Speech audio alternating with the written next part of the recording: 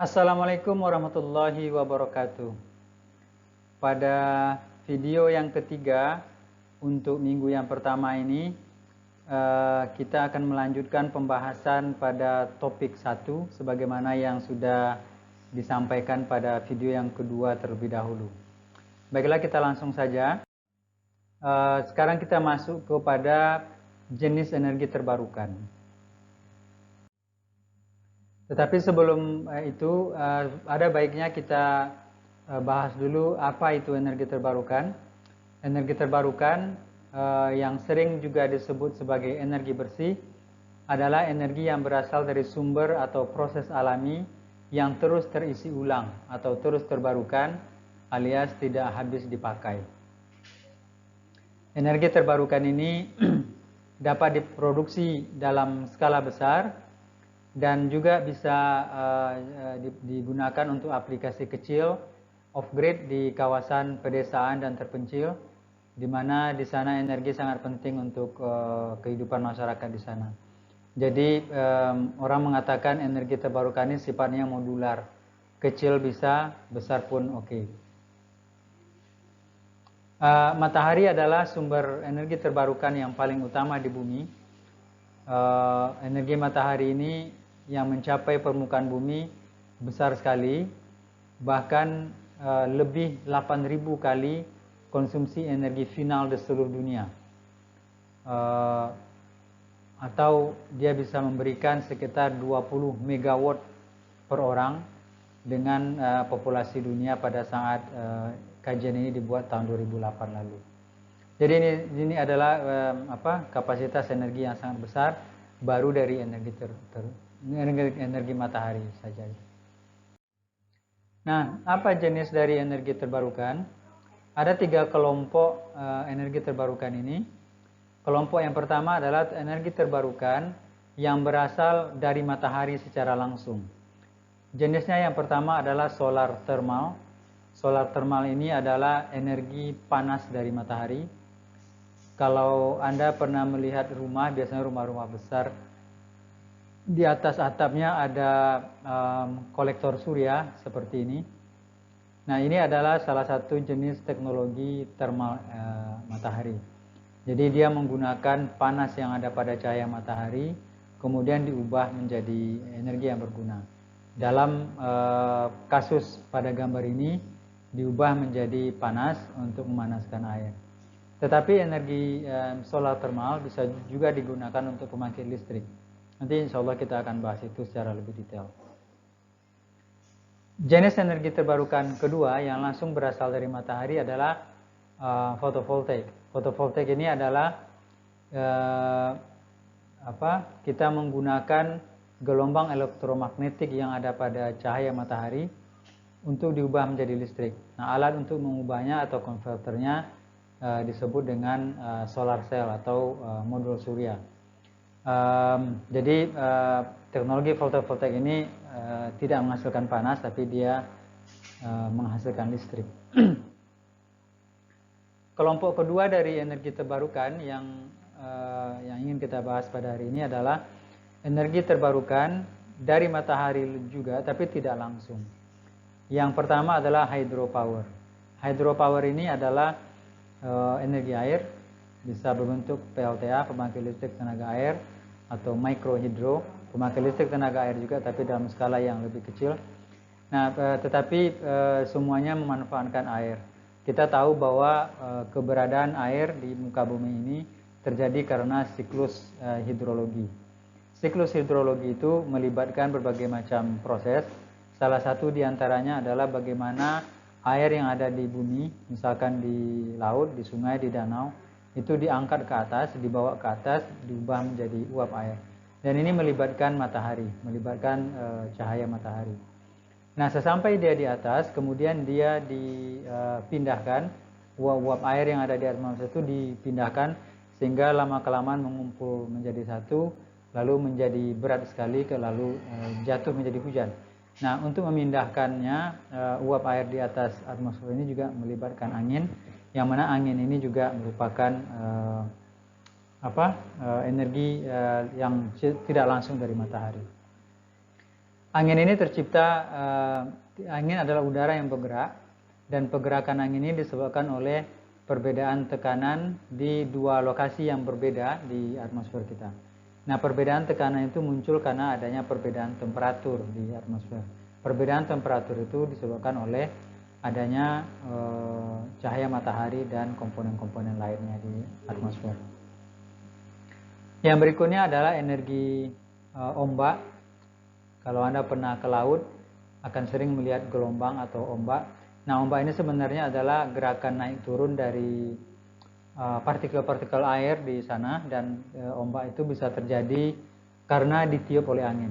Jadi oleh karena itu, sementara angin secara tidak langsung dihasilkan oleh matahari.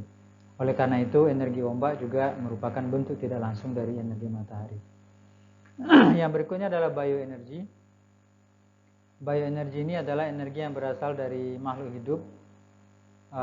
Contohnya adalah energi yang berasal dari tumbuh-tumbuhan. Kita tahu tumbuh-tumbuhan ini bisa tumbuh, kemudian dia menghasilkan produk, ada daun, ada batang. Itu salah satu proses yang amat penting adalah fotosintesis. Proses fotosintesis ini membutuhkan cahaya matahari. Begitu juga hewan memakan tumbuhan, dan tumbuhan ini dihasilkan dari fotosintesis, dan kemudian dari makanan itu hewan menghasilkan energinya pula. Jadi oleh karena itu bioenergi juga dimasuk ke dalam golongan energi matahari yang tidak langsung. Kemudian yang berikutnya adalah OTEC. OTEC adalah singkatan dari Ocean Thermal Energy Conversion. Maksudnya adalah pengubah energi menggunakan panas matahari. Jadi di laut ini aplikasinya di laut. Jadi ketika cahaya matahari mengenai permukaan laut, maka permukaan laut ini akan menjadi panas. Sementara bagian di bawah permukaan, di tengah-tengah atau bahkan di dasar laut, itu temperaturnya jauh lebih dingin daripada permukaan laut. Nah, teknologi OTEC ini dia menghasilkan energi dengan mengambil perbedaan temperatur pada permukaan laut dan di bawah permukaan laut itu. Yang selanjutnya adalah kelompok yang terakhir dari jenis energi terbarukan adalah energi terbarukan yang bukan berasal dari matahari. Contoh yang pertama adalah tidal energy atau energi pasang surut. Energi pasang surut, kalau Anda sering ke pantai, kadang-kadang pantai itu airnya tinggi, kadang-kadang airnya rendah, dan itu disebabkan oleh adanya pasang surut. Pasang surut ini faktor penyebab utamanya adalah gravitasi dari bulan. Memang matahari juga ada pengaruh, tapi tidak terlalu signifikan. Energi yang berikutnya yang bukan dari matahari adalah geothermal. Geothermal adalah energi yang ada di bawah, di dalam bumi, perut bumi. Mungkin Anda pernah belajar bahwa bumi kita ini terdiri dari berbagai macam lapisan. Lapisan yang paling inti, di sana terdapat reaksi nuklir, dan itu adalah bagian yang paling cair dari bumi. Kemudian semakin dekat ke permukaan bumi, semakin dekat keluar, itu dia semakin padat, tetapi juga temperaturnya juga semakin kecil, semakin rendah. Nah, sebenarnya di bawah permukaan bumi ini terdapat aliran magma yang besar sekali. Ada lautan lumpur di sana yang sangat panas. Nah, di beberapa tempat posisi lokasinya tidak terlalu jauh dengan permukaan, sehingga bisa diakses. Kadang-kadang bahkan sampai kepada permukaan, dia ada keluar dalam bentuk seperti di beberapa tempat di Jawa Barat ada lumpur-lumpur panas yang keluar dari permukaan bumi, atau semburan air panas yang keluar dari bawah bumi. Nah, ini adalah sumber-sumber dari geothermal.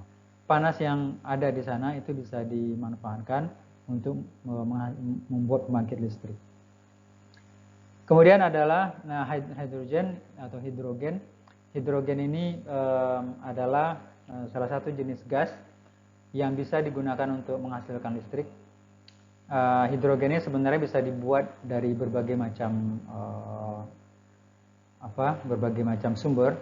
Salah satu sumbernya itu adalah udara, air, bahkan juga bahan bakar hidrokarbon seperti batu bara dan minyak bumi. Jadi bisa selagi mengandung hidrogen, misalkan air kimianya adalah H2O, berarti ada hidrogen di situ. Lalu metana, gas misalkan, dia adalah CH4, berarti ada hidrogen juga di sana. Jadi intinya apapun yang mengandung hidrogen itu bisa diubah menjadi hidrogen murni, dan hidrogen murni ini kemudian bisa digunakan untuk menghasilkan listrik. Nah, itulah semua jenis energi terbarukan yang insya Allah akan kita pelajari satu persatu secara detail sepanjang mata kuliah ini. Nah, sekarang kita lihat apakah jenis energi berikut terbarukan atau tidak terbarukan. Silakan Anda jawab sendiri karena kita tidak bertemu langsung ya. Di dalam hati, ini pertama kira-kira energi terbarukan atau tidak? Ya, pertama bukan energi terbarukan karena dia habis dipakai dan dia juga bukan energi bersih. Biosolar apakah jenis energi terbarukan? Ya, biosolar adalah energi terbarukan karena dia berasal dari tumbuh-tumbuhan ya. Batu bara apakah terbarukan? Tidak, batu bara adalah salah satu jenis energi fosil. Panas bumi, ya kita sudah bahas tadi. Energi matahari apakah terbarukan? Ya. Energi air? Ya. Ini energi terbarukan atau tidak? Ya, tidak. Ini antara energi fosil. Ini apakah energi terbarukan? Nuklir? Tidak, nuklir tidak energi terbarukan karena bahan bakarnya adalah bahan tambang, baik itu uranium, plutonium, dan bahan-bahan lain. Ini apakah energi terbarukan? Ya, karena angin tidak habis kalau dipakai. Oke, sekarang kita lanjutkan ke bagian berikutnya, yaitu energi terbarukan sebagai solusi. Pada video yang kedua di minggu pertama ini, kita sudah membahas berbagai isu terkait dengan energi global, dan kita fokus kepada isu-isu yang ada seputar energi fosil, batu bara, gas, dan minyak bumi. Kemudian kita juga membahas isu nuklir ketika itu.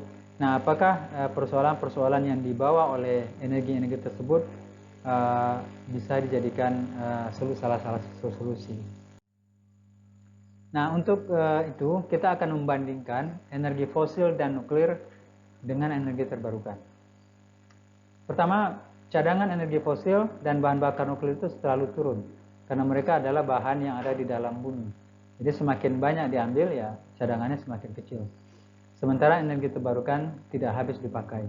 Kita tidak pernah mendengar bahwa matahari habis dipakai, sinar matahari jadi berkurang karena orang terlalu banyak menggunakan menggunakan PLTS, atau tiba-tiba angin tidak bertiup lagi di sebuah daerah karena anginnya habis dipakai oleh turbin angin. Tidak pernah, karena energi terbarukan itu memang tidak habis dipakai.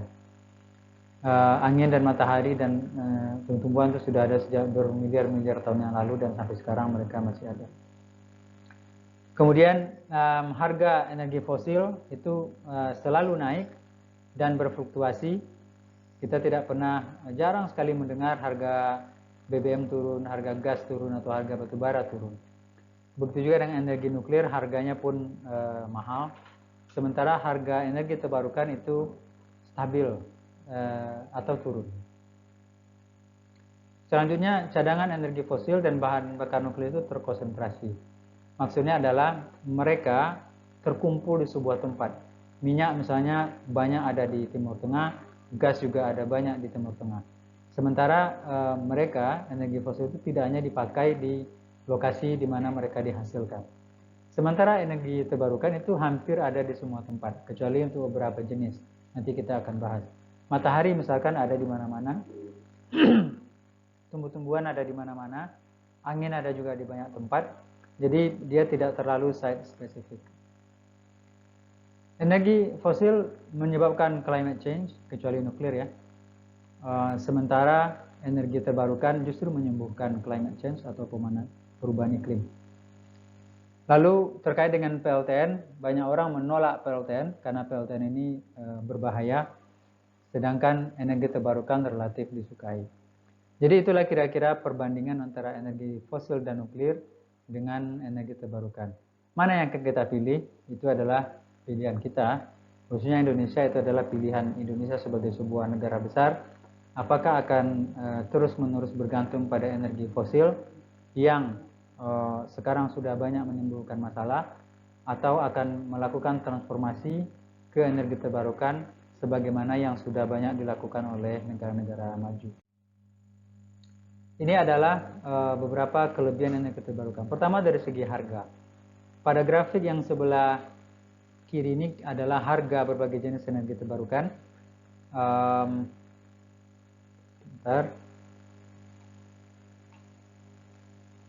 Ini adalah energi matahari, sedangkan yang kanan ini adalah batu bara. Nah, kita lihat bahwa kita akan membandingkan antara energi matahari dengan batu bara.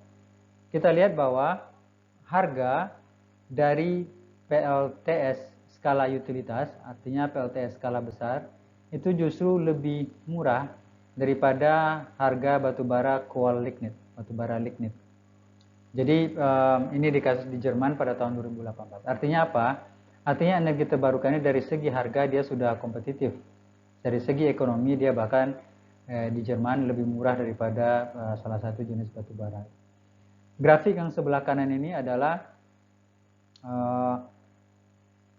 perkiraan harga pembangkit listrik di berbagai jenis energi terbarukan, dan kita bisa lihat bahwa harganya itu semakin lama semakin murah. Nah, energi terbarukan tadi dikatakan bahwa dia menyembuhkan perubahan iklim. Kita bisa lihat di sini bahwa pada grafik yang sebelah kiri ini, kurva yang berwarna coklat ini adalah emisi gas rumah kaca dari tahun 2008 sampai tahun 2035, andaikan dunia tidak melakukan apa-apa. Nah, jadi ini emisinya tinggi sekali, dan berarti akan membuat temperatur bumi akan semakin panas dan pemanasan global akan semakin parah. Nah, bagaimana kalau kita melakukan efisiensi? Efisiensi ini adalah penghematan energi. Andaikan kita melakukan penghematan energi dengan benar, maka kita bisa menurunkan emisi gas rumah kaca itu sampai dengan sebesar 53%. Nah, dengan efisiensi energi saja, kita bisa menormalkan emisi gas rumah kaca di atmosfer, bahkan kita bisa mengembalikan bumi ke kondisi yang sebelumnya dalam jangka waktu yang sesuai. Nah, andaikan kita tambahkan renewable energy, apa yang akan disumbangkannya? Energi terbarukan itu akan menurunkan lagi emisi gas rumah kaca itu sebesar 21%. Nah, oleh karena itu proses penyembuhan bumi, karena bumi ini sekarang sedang sakit karena pemanasan global, proses penyembuhan bumi dengan efisiensi energi dan energi terbarukan itu akan semakin cepat. Andaikan kita tambahkan biofuel, yaitu jenis energi terbarukan lain lagi, maka juga akan mengurangi emisi gas rumah kaca sebesar 3%. Kalau ditambah dengan nuklir, akan berkurang lagi 9%, dan kalau dilibatkan juga CCS, akan berkurang 15%. CCS ini adalah Carbon Capture and Sequestration. Ini adalah sebuah pendekatan untuk mengurangi emisi karbon dioksida di atmosfer.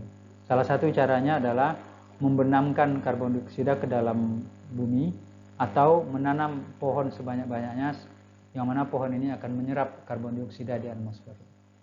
Jadi, energi terbarukan berpotensi sangat besar untuk menyembuhkan bumi dari sakit perubahan iklim ini. Nah, dari tadi kita bicara bahwa energi terbarukan ini baik, ya. Apakah ada orang yang sudah membuktikannya? Ada. Ini adalah beberapa negara yang sudah membuktikan bahwa mereka meningkatkan proporsi energi terbarukan dalam struktur energi di negaranya dalam 10 tahun terakhir hingga 2016. Jadi 2006 sampai 2016. Kita lihat di sini Denmark misalkan, dari 27% energi terbarukan di Denmark sekarang sudah meningkat menjadi 57%. Sekarang sudah lebih tinggi lagi. Inggris dari 4% menjadi 19%. Jerman dari 10% menjadi 26%. Kan Spanyol dari 15% sampai 40%. Italia juga tinggi. Beberapa negara tidak terlalu tinggi seperti Amerika, tapi tetap ada peningkatan. Kanada juga ada peningkatan, Cina juga ada peningkatan. India relatif stabil, Afrika Selatan juga relatif stabil, Australia juga naik, Brazil malah turun gitu.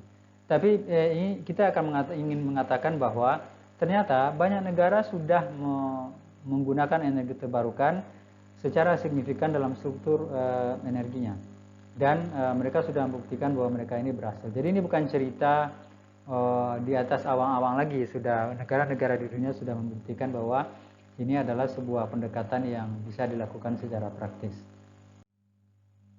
Baik, kita sudah selesai dengan jenis energi terbarukan. Sekarang kita ingin membahas apakah energi terbarukan yang bisa menghasilkan listrik itu bisa disambungkan dengan jaringan listrik yang ada sekarang. Sebagaimana kita ketahui bahwa di Indonesia ini jaringan listriknya satu-satunya itu datang dari PLN, milik PLN. Nah, pertanyaannya apakah misalkan kita punya pembangkit energi terbarukan, misalkan energi surya PLTS misalkan, apakah PLTS kita itu bisa disambungkan dengan PLN? Nah, kita akan bahas itu di sini. Nah, untuk membahasnya, untuk menjawab pertanyaan itu kita akan bahas dua jenis sistem kelistrikan yang berlaku di dunia. Yang pertama yang sebelah kiri itu adalah sistem terpusat atau centralized generation. Sementara yang sebelah kanan itu adalah sistem tersebar atau distributed generation.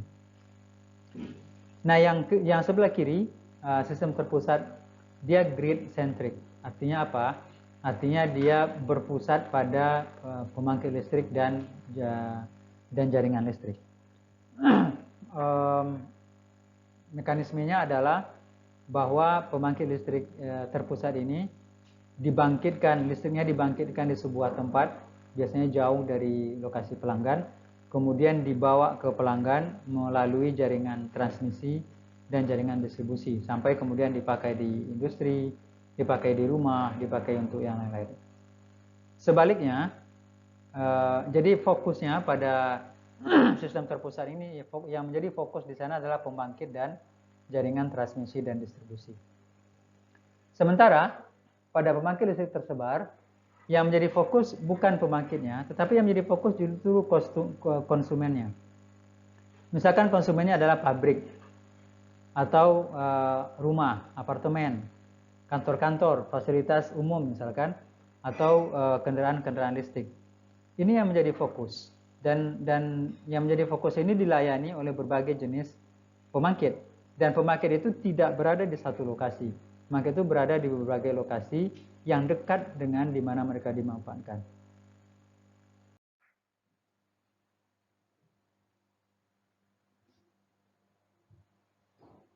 Pembangkit listrik terpusat adalah pembangkit listrik skala besar yang mana fasilitasnya terpusat, artinya ukurannya besar dan biasanya dia berada di satu lokasi tertentu.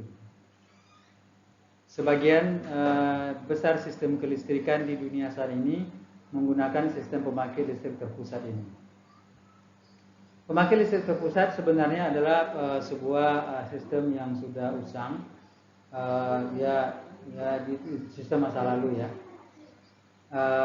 Dalam sistem pembangkit terpusat ini, penggunaan bahan bakar tradisional seperti batu bara, nuklir, dan gas sayangnya berdampak buruk terhadap perubahan iklim, terutama bahan bakar fosil. Sementara kalau kita bandingkan pembangkit listrik yang terdesentralisasi atau terdistribusi, atau dikenal juga dengan DG atau distributed generation, dia tidak terpusat dan dia menggunakan sumber energi lokal, baik itu sumber energi listrik secara lokal, sumber energi uap, air panas, air dingin. Selain dihasilkan secara lokal, juga dikonsumsi secara lokal. Artinya dihasilkan di sebuah tempat, lalu dikonsumsi di tempat yang dekat dengan itu, terlepas apakah pembangkit listrik tersebut atau sumber-sumber energi tersebut tersambung dengan jaringan listrik nasional atau tidak. DG adalah masa depan dari sistem kelistrikan dan sistem energi secara umum. Dan arsitektur DG ini ramah lingkungan karena mereka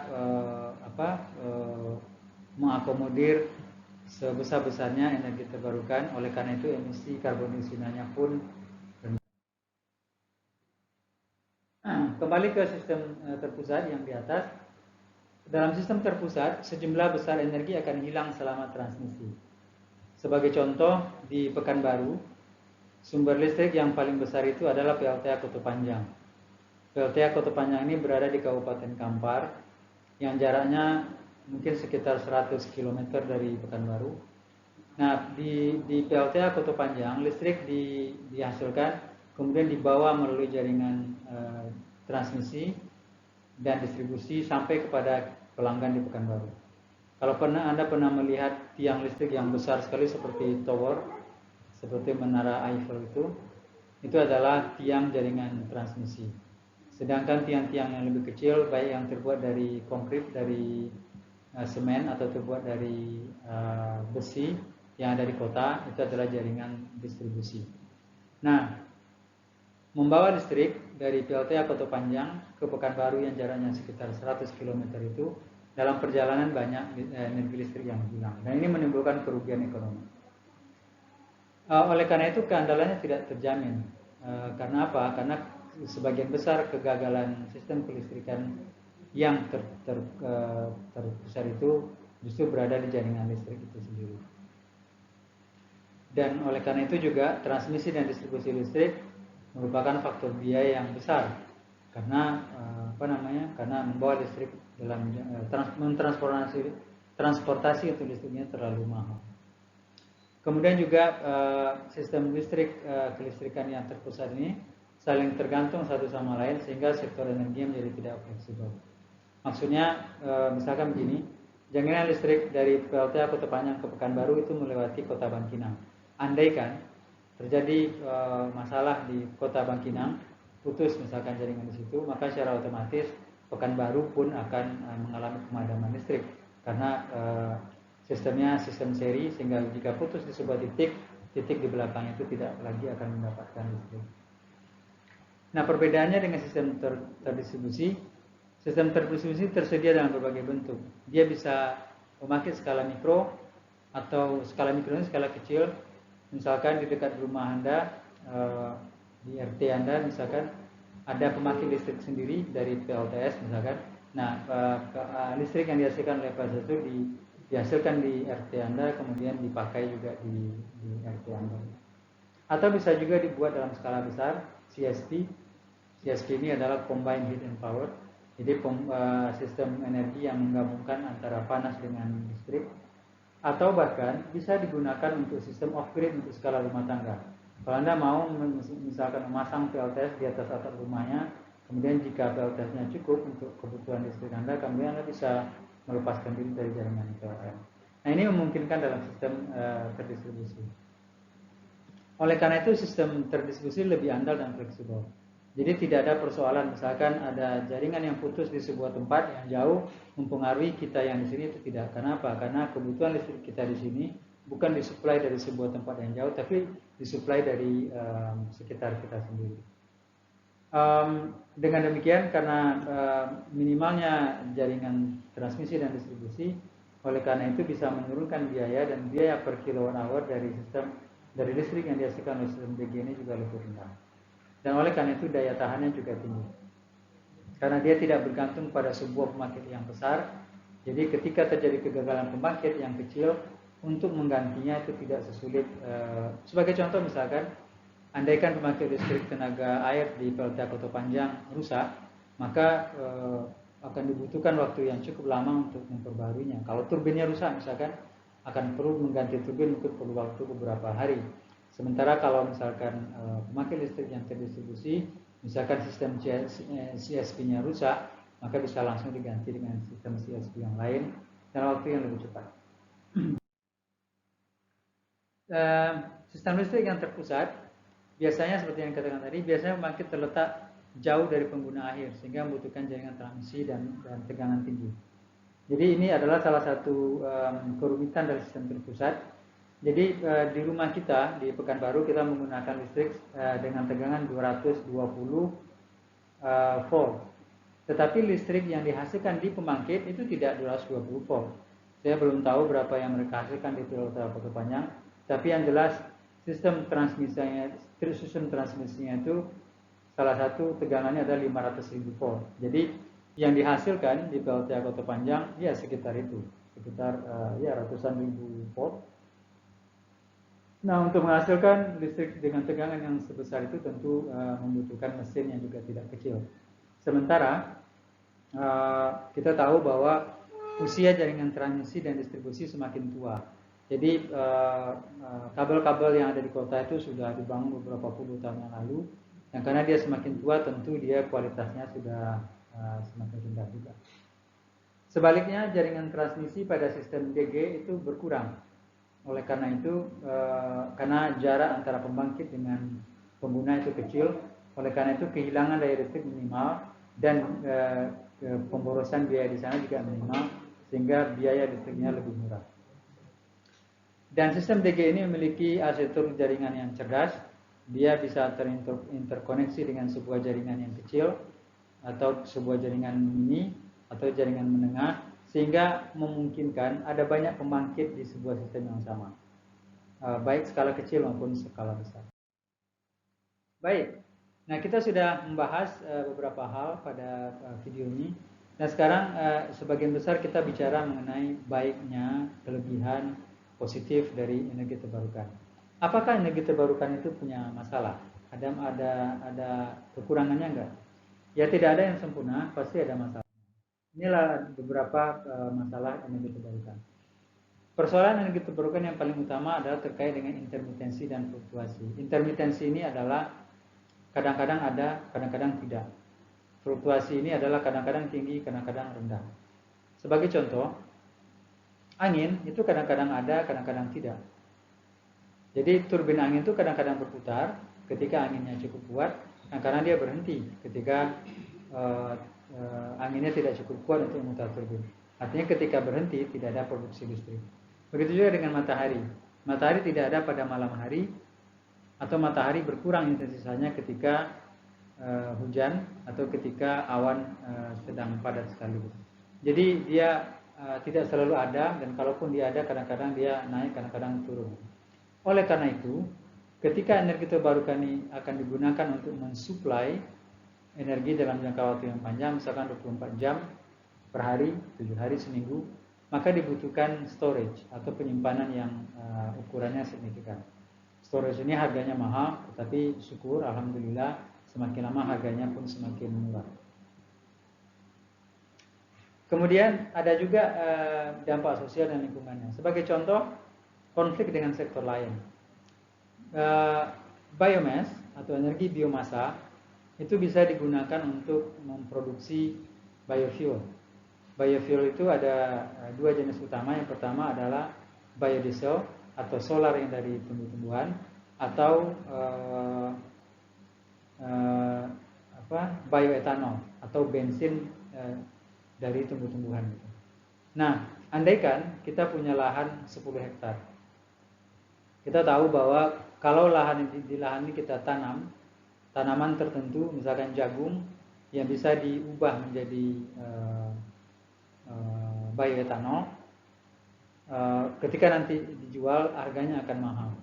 Nah, ini akan menimbulkan konflik dengan pangan. Daripada menanam jagung, mungkin lebih baik menanam padi di sana. Nah, ini terjadi di beberapa negara persoalan ini.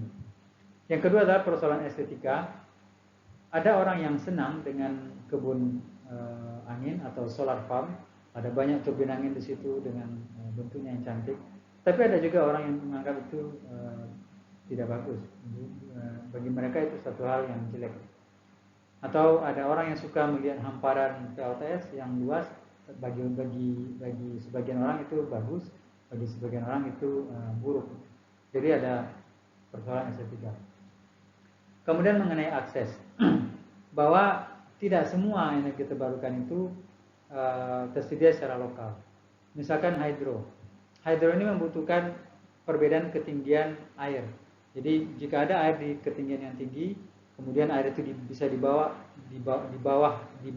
ke ketinggian yang lebih rendah, maka dari situ, dari perbedaan ketinggian itu kita akan menghasilkan perbedaan tekanan, dan dari perbedaan tekanan itu kita bisa memutar turbin dan bisa menghasilkan listrik. Tetapi lokasi seperti itu tidak ada di mana-mana. Bagi contoh misalkan di Pekanbaru itu tidak ada. Setahu saya tidak ada sumber hidro di Pekanbaru. Geothermal misalkan, geothermal itu tidak selalu ada di mana-mana. Setahu saya di Riau itu tidak ada sumber energi geothermal. Memang ada sumber energi panas di Rokan Hulu, tetapi belum dianggap sebagai sumber geothermal yang bisa dimanfaatkan untuk pembangkit listrik. Sementara di kawasan Jawa Barat, di Sumatera Barat, di Sumatera Utara justru ada banyak lokasi dengan sumber geothermal. Tetapi ada beberapa jenis energi terbarukan yang ada hampir di semua tempat. Contohnya matahari itu ada di hampir seluruh titik di dunia ini. Kemudian yang kedua biomass, tumbuh-tumbuhan, hewan itu bisa dikembangkan, bisa ditanam atau bisa diternakkan di dimanapun di dunia ini. Kemudian angin juga ada di banyak tempat di dunia. Kemudian dari kesiapan teknologi juga masih masalah, karena belum semua teknologi energi terbarukan ini sudah mapan. PLTA adalah salah satu jenis energi terbarukan yang teknologinya paling mapan. Tetapi kalau energi samudra, energi yang berasal dari laut itu rata-rata masih dalam tahap prototype atau masih dalam tahap riset yang belum ekonomis untuk dikembangkan untuk skala komersil. Kemudian juga biaya relatif masih mahal, walaupun biaya energi terbarukan itu terutama untuk angin dan surya itu turun dengan cepat sekali. Namun untuk energi terbarukan yang lain seperti geothermal itu masih lumayan mahal, apalagi energi yang berasal dari laut itu juga masih sangat mahal. Itulah beberapa masalah dari energi terbarukan. Baiklah, adik-adik semua, kita sudah menyelesaikan materi kuliah pada minggu pertama ini, dan saatnya saya memberikan Anda sesuatu yang paling Anda sukai, yaitu tugas di rumah. Tugas ini khusus untuk mahasiswa Teknik Elektro Unsus Riau. Oleh karena itu tidak akan direkam pada video ini, saya akan sampaikan pada kesempatan terpisah. Nah, untuk video ini kita selesaikan sampai di sini. Kita sudah menyelesaikan 3 video. Video yang pertama adalah pengantar mata kuliah energi terbarukan, di mana kita membahas tentang peraturan mata kuliah, materi apa yang akan disampaikan, bagaimana aturan main kita, apa yang akan kita alami selama 1 semester ini. Kemudian video yang kedua kita membahas tentang beberapa isu terkait dengan energi sekarang, dan video terakhir ini kita lebih banyak membahas tentang energi terbarukan. Dan oleh karena itu saya ucapkan terima kasih atas perhatiannya semua, dan jangan lupa untuk selalu aktif di forum diskusi, baik pada kolom forum diskusi di e-learning kita maupun forum diskusi pada kolom komentar di YouTube ini. Kita ucapkan syukur alhamdulillah kepada Allah Subhanahu wa taala, dan saya akhiri dengan Assalamualaikum warahmatullahi wabarakatuh. Sampai jumpa insyaallah pada topik-topik pada minggu kedua.